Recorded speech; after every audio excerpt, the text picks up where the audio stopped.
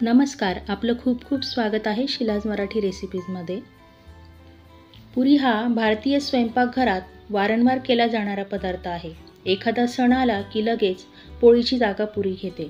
छान टम्म फुगलेल्या पुऱ्या खायलाही मज्जाच येते। मात्र पुरी करायचे काही प्रकार आहेत, तुम्हाला ते माहिती आहेत का? चला तर मग पाहूयात।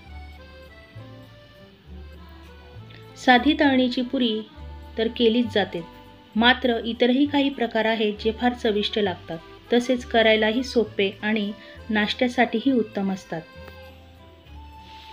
जसे की पालक पुरी।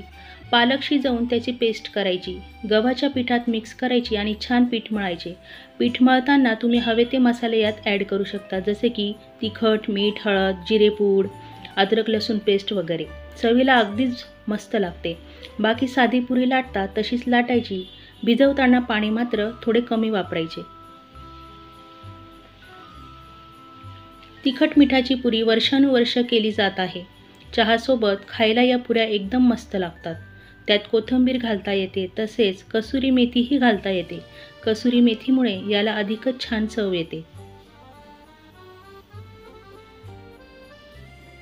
बटाट्याची पुरी चवीला एकदम छान लागते। त्यात मस्त मसाले आणि रवा घालायचा, बाकी पीठ हवे ते वापरा। तांदूळाचे पीठही वापरू शकता आणि गव्हाचे पीठही तुम्ही वापरू शकता। उकडलेले बटाटे पिठात मळायचे असतात।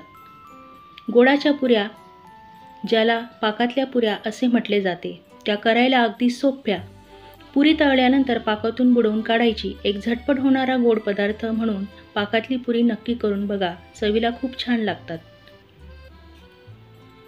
करायला सोपी आणि चहासोबत खायला मस्त अशी पुरी म्हणजे मेथीची पुरी। झटपट होते आणि सगळ्यांना नक्की आवडेल। मेथी बारीक चिरून पिठात घालायची, हवे ते मसाले तुम्ही त्यात ॲड करू शकता। या पुऱ्या तुम्ही नाश्त्यासाठी तसेच प्रवासातही घेऊन जाऊ शकता, अतिशय चविष्ट लागतात, नक्की करून बघा। हवे ते मसाले तुम्ही ॲड करून तळून घ्यायच्या आणि गार करून प्रवासातही तुम्ही घेऊन जाऊ शकता। व्हिडिओ पाहिल्याबद्दल धन्यवाद। पुऱ्यांचे वेगवेगळे प्रकार व पुऱ्या बनवण्याच्या या टिप्स तुम्हाला कशा वाटल्या? आवडल्यास लाईक, शेअर करा व सबस्क्राईब नक्की करा।